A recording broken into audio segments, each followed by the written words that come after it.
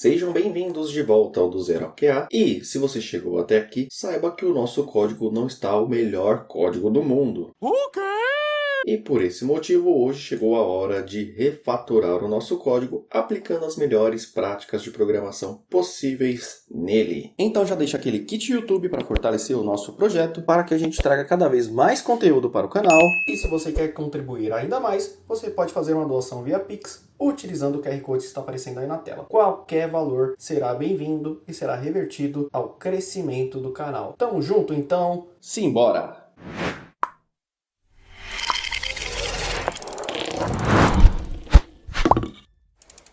A primeira coisa que precisa de uma refatoração é que em cada cenário a gente coloca na chave dado a URL e os mesmos headers para todas as chamadas. Isso não é uma boa prática de programação, pois nós estamos repetindo código e repetir código dentro da automação de testes é uma péssima prática de programação. Para resolver isso vai ser bem simples. Na pasta suporte vamos criar um arquivo chamado baseurl.rb e dentro desse arquivo nós iremos criar um módulo onde iremos passar a URL base da aplicação e os headers que utilizamos em cada chamada. A URL base é aquela que se repete para todas as ações da nossa aplicação. Então o nosso módulo ficará desta forma. Na linha 1 eu informo o nome do módulo, aqui no caso eu dei o nome de employee, mas você pode escolher o nome que quiser. Eu estou fechando este módulo lá na linha 6. Na linha 2 eu estou fazendo um include do HTTP Party para que a gente possa usar os métodos do HTTP Party dentro do módulo. Na linha 3 eu estou definindo a minha base URI, ou seja, a minha URL padrão, desta forma. Na linha 4 estou informando que o tipo de arquivo que estamos trabalhando é o tipo JSON. E na linha 5 eu passo todos os headers da nossa aplicação. Sendo assim, não precisamos mais repetir nem os headers e nem a base URI. E agora voltando lá ao nosso arquivo de step, na chave dado vamos remover a URL inteira, vamos deixar apenas o path, aqui no caso é o cenário do get, eu deixei apenas o employees dentro da variável get underline URL, e lá na chave quando nós não precisamos mais passar headers e tudo mais, basta a gente colocar o nome do nosso módulo, employee, ponto, e a ação que queremos realizar, que é o get. Se você rodar o cucumber -t e a tag escolhida, você observará que o teste continuará passando com sucesso e nós não precisamos mais repetir essa URL em todos os cenários. Ok, tudo bem? Já resolvemos o problema de repetir a URL em todos os cenários, mas ainda iremos repetir o path em todos os cenários, que não faz sentido nenhum. E para resolver isso é muito simples, vamos criar uma pasta chamada requests e dentro dessa pasta vamos criar um arquivo chamado employee_requests.rb e dentro deste arquivo nós iremos passar os paths da nossa automação. E como vamos fazer isso? Primeiro vamos criar uma classe, no caso aqui eu decidi o nome da classe employee_requests e fechei lá na linha 3, mas você pode definir o nome que você quiser. Então vamos começar passando o path do get para dentro dessa classe, vamos definir o nome de método, aqui eu defini como findEmployee. Dentro deste método nós vamos passar o nome do nosso módulo, employee.get, da forma que a gente fazia o get lá nas chaves, e entre parênteses o path do get, no caso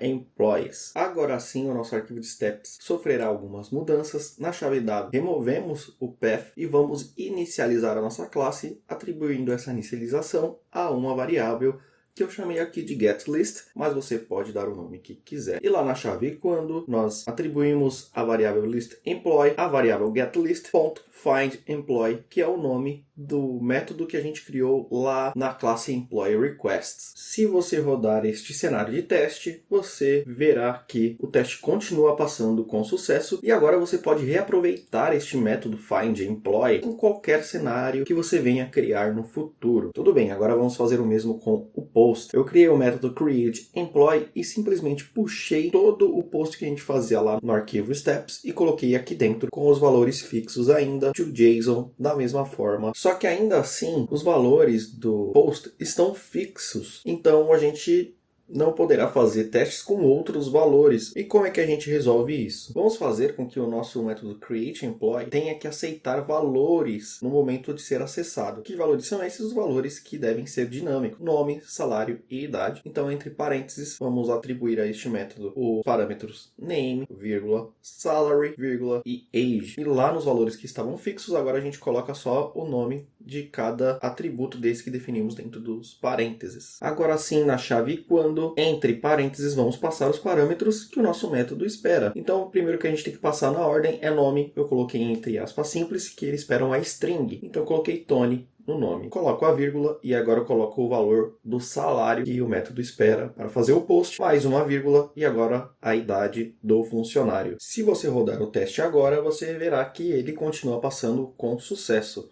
Ou seja, nós reescrevemos o método do post e agora você pode passar quantos nomes você quiser, em quantos cenários você quiser. Não fica só preso àquele Tony, ou então tendo que repetir todo o código para passar novos valores. Agora chegou a hora de reescrever o método do put, para que ele não fique com valores fixos, assim como o do post. A única diferença aqui é que a gente tem que pegar o ID do funcionário e passar no final da URL. Opa, mas a gente já criou um método que faz o get. Então vamos reaproveitá-lo. Vai ser o primeiro caso de reaproveitamento de um método.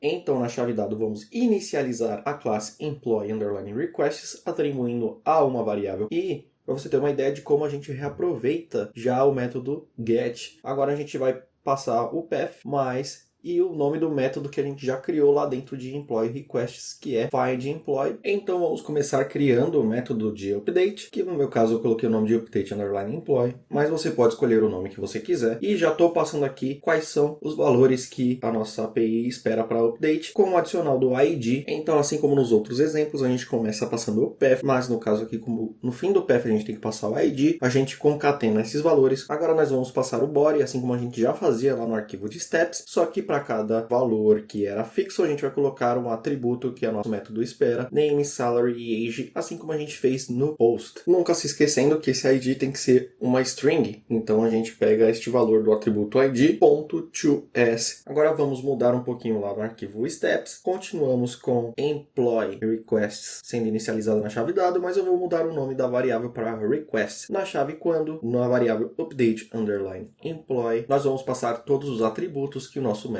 espera. Então primeiro a gente passa o ID, em seguida eu coloco o nome do funcionário que eu quero atualizar na base, no caso é Alberto, em seguida o salário, ele vai ganhar só R$100 e a idade 40. Se você rodar o código agora, você vai ver que ele vai atualizar este funcionário do ID 0 com sucesso na base. Sobrou agora o delete muito fácil, assim como lá no get. O único parâmetro que ele espera é o ID, então vamos lá criar um método para ele. Eu dei o nome de delete_employee e passei entre parênteses o único parâmetro que ele espera, que é ID. Dentro do método employee, o nome do nosso módulo, .delete, que é a ação de deletar do HTTP Parent, e colocamos o path delete e concatenamos com o ID que ele vai receber no parâmetro. Agora voltando para o arquivo de steps, a única coisa que a gente vai ter que fazer, além de inicializar a classe lá na chave dado, é na chave então passar o ID como parâmetro para delete_employee, que é o método que a gente acabou de criar. E como é que a gente vai passar esse ID? Passando o método de get como argumento. Se você rodar o comando cucumber, -t a tag escolhida, você vai ver que ele continua passando com sucesso. E agora, para melhorar mais ainda o nosso código e remover os valores fixos que a gente passa para os parâmetros dos métodos, eu vou criar um arquivo chamado database.rb dentro da pasta de suporte. E dentro desse arquivo, na primeira linha, a gente informa qual que é o tipo do código que estamos utilizando, o TF-8, e damos um nome para o nosso database. Eu coloquei tudo em maiúsculo, database igual abre chaves e fecha chaves, e dentro do database eu posso colocar subchaves e atribuir vários valores onde eu posso reaproveitar dentro da minha automação. Então eu coloquei a subchave name, salary e age, e dentro dessa subchave eu coloquei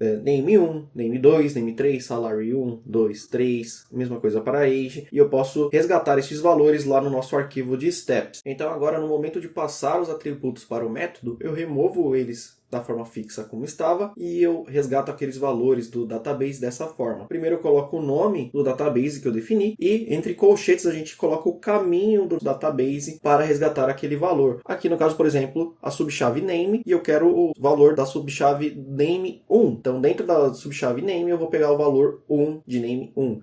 O mesmo para salary e para age, eu poderia pegar 2 ou 3, ou seja lá quantos eu criei lá. E a mesma coisa eu faço lá no nosso expect, eu removo o valor fixo e eu quero saber se o response retornou o valor do name, salary e age que está lá no meu database. Se eu rodar o teste agora, você vai ver que o teste continua passando, porque de fato o response está respondendo corretamente e eu estou conseguindo cadastrar aqueles valores. E para que a gente faz isso? No caso, se a gente precisar fazer uma manutenção no código, é muito mais fácil a gente ir direto no arquivo database e alterar o valor de nome, salário ou idade lá. Ainda assim, os valores que estão dentro do database são fixos. É para testes e QAs que querem controlar a massa de dados que está sendo utilizada dentro do teste. Eu vou ensinar vocês a fazer de uma forma dinâmica, no caso que você não quer controlar esses valores. Vamos começar incluindo no arquivo genfile a genfaker. Instale com o comando bundler install. Em seguida, no arquivo env, nós realizamos o require do nosso faker. Beleza, e como é que funciona essa genfaker? Eu vou criar variáveis para nome, salário e idade. Eu vou atribuir a essas variáveis estes valores. E eu vou colocar um puts para cada uma dessas variáveis para vocês verem o que vai ser imprimido lá no nosso terminal. Se você for lá no terminal agora, você vai ver que ele tem um nome aleatório, Valentim Armstrong, um valor aleatório de salário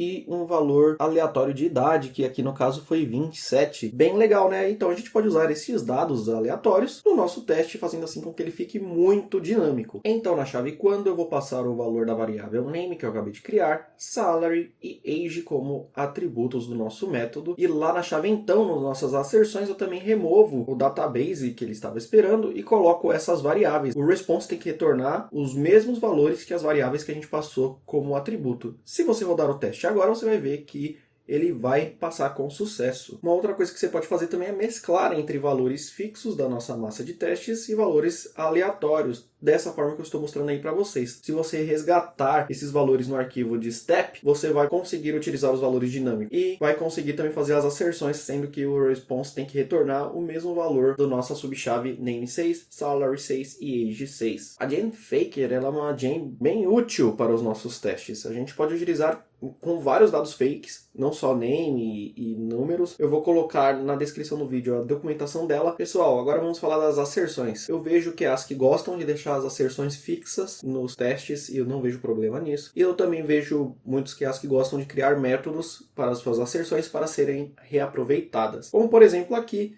onde sempre a nossa API retorna o status code 200 e a mensagem é OK. Então é algo que a gente vai repetir por todos os cenários. Então vamos criar um método para isso. A primeira coisa que a gente vai fazer é ir lá no arquivo env e colocar o include de rsspec para os matchers. E assim como para requests, eu vou criar uma pasta para as minhas asserções chamada de assertions. E dentro dessa pasta eu vou criar o arquivo employ_assertions.rb, que vai ser o arquivo onde vamos colocar todos os métodos referentes às asserções. Então dentro deste arquivo vamos criar a classe assertions, você pode colocar o nome que quiser na classe. Vamos criar um método que aqui eu vou chamar de request_success, mesma coisa, pode colocar outro nome se você desejar. Esse método vai receber como atributo o status code e a mensagem, o messenger, e dentro desse método eu vou colocar aqueles specs que estavam dentro do arquivo de step aqui dentro, então vai ser expect. Ele vai receber o status code de um parâmetro e ele tem que ser igual a 200, que é o que a nossa API sempre responde quando deu sucesso. E a mesma coisa para a mensagem, vamos pegar o parâmetro de mensagem que vamos enviar,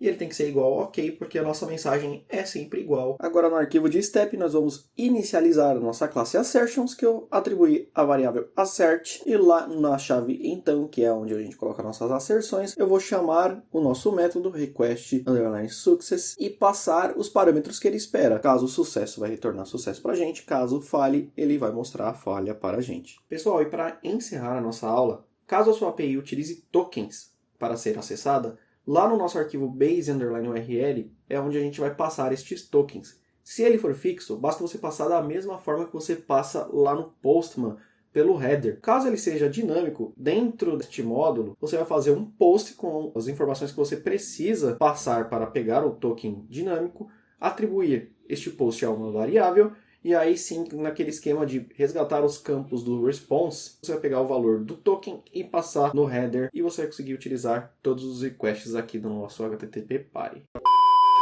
E assim nós encerramos a nossa série de testes automações back-end com HTTP Party. Eu espero que vocês tenham gostado e que tenham conseguido chegar até aqui e entender todas as boas práticas de programação dentro deste projeto. E a importância dele dentro de uma suíte de testes real, para um QA real, para um projeto real. Se ficou com alguma dúvida, deixa aí nos comentários que eu respondo assim que possível. Não esquece de deixar o like, de se inscrever, de compartilhar para que este conteúdo chegue a mais pessoas que estão com dificuldades sobre testes de back-end com HTTP Party. E a gente volta em breve com a continuação do curso do Zero ao QA. Então fique ligado e até a próxima!